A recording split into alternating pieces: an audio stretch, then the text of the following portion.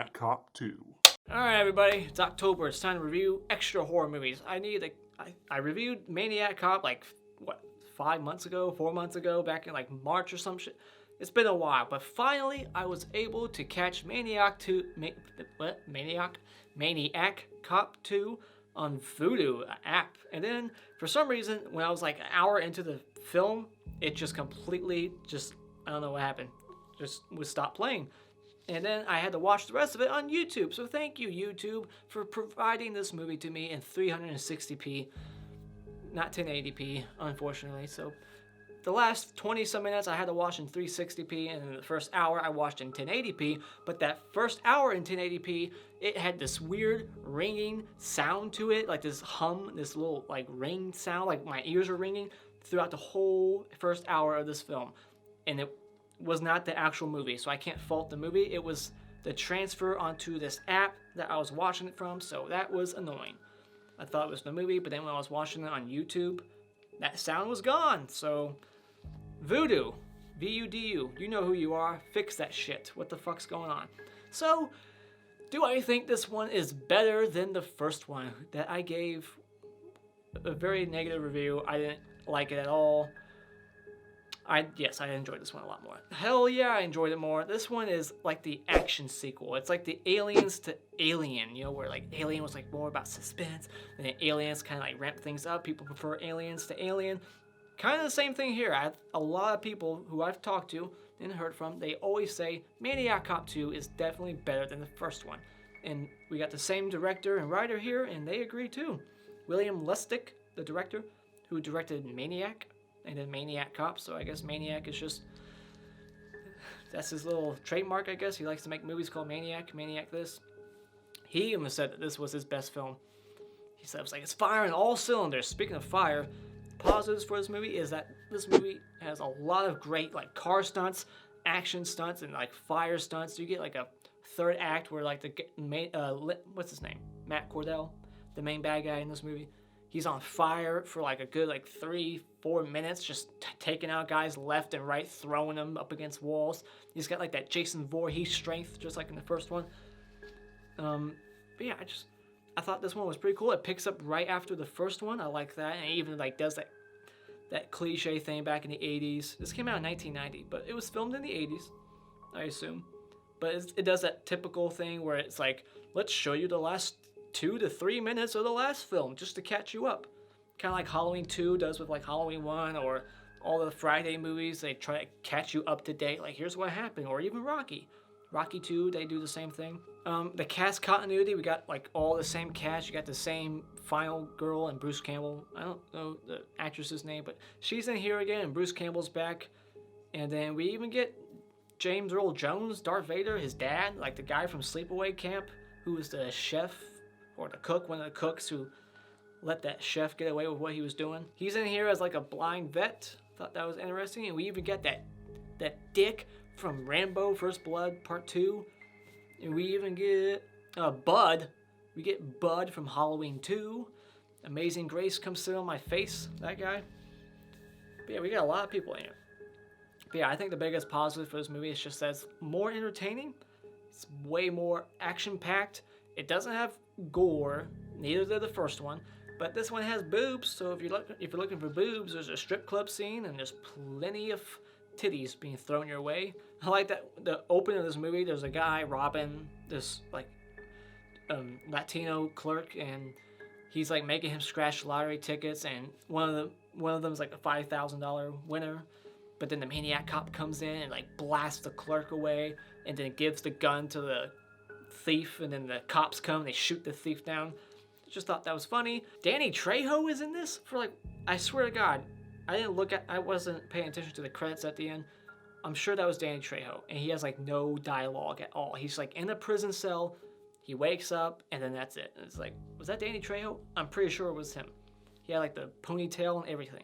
There's a scene where a cop is towing a car, and we got that typical scene that's in every movie where there's a car being towed, where the guy's like, come on, I was just in there for like 5 minutes, you can't do this to me.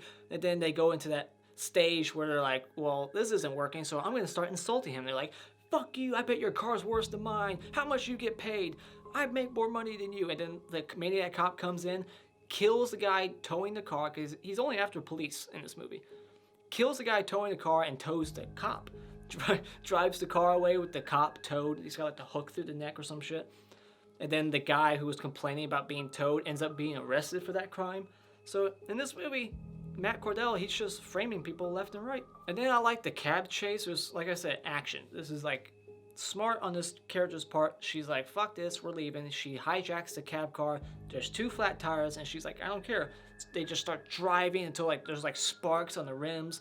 They got 2 rims, and that like completely bald, no tires. All these sparks flying. It's pretty intense. And I like that because in movies, you always see a character's like, oh, we got a flat tire. I know we're being chased or there's a bad guy, but oh well, we gotta park the car and start walking. No. Anyone in real life would be like, I don't care if I have a flat tire, I'm going. So I like that decision. And then she like grabs a chainsaw and she just immediately starts fighting back. I don't know how that chainsaw that was like a prop at the like in the window of the shop already had gas in it and everything. That's bullshit, but whatever. It's a dumb, sleazy, cheesy, late 80s, early 90s horror movie. So you kind of just have to forget about that stuff. You can't think about it logically. And then we get like 2 massacre scenes. We get one at the prison later when he's on fire and he's throwing people everywhere. And he just charges that guy and they like fall out of the building on fire. Talk about a fire stunt. And then we get the police massacre, which reminded me of Terminator. He just walks, or like the end of Halloween 5, just walks in. I like the way they did it too. It's kind of clever. All the cops are shooting the targets of paper, and then the killer is behind the paper, and he just starts shooting them. I thought that was pretty funny. He just like walks in between the papers. But my question is, was he really there to rescue his little partner in crime? Because how did he know he was arrested? Just the story. Yeah, let's go into the cons. The new makeup for the guy, it's supposed to take place like the same week. Why does he look so jarringly different? Like in the first one, he just had like makeup applied to like certain spots of his face. In this one, it's like a whole mask. And then this movie brings back characters from the first movie just to kill them, like Alice in Friday the 13th Part 2. Bruce Campbell, he dies like within the first 15 minutes. Very quickly, uneventful. He's just reading a newspaper and he just gets stabbed real quick. And then the other girl who survived the first film, she's dead by the 30-minute mark. So then the last hour is just the psychiatrist, police psychiatrist, and Robert Davi. Is that how you say that actor's name? The guy from Die Hard who's like the FBI agent. Like, this is just like Nam.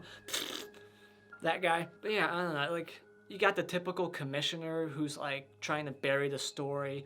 And I get why, because he's responsible. He was the guy who should have died in the first one. I'm not even sure if this guy was in the first one. The guy played by Michael Lerner, I believe.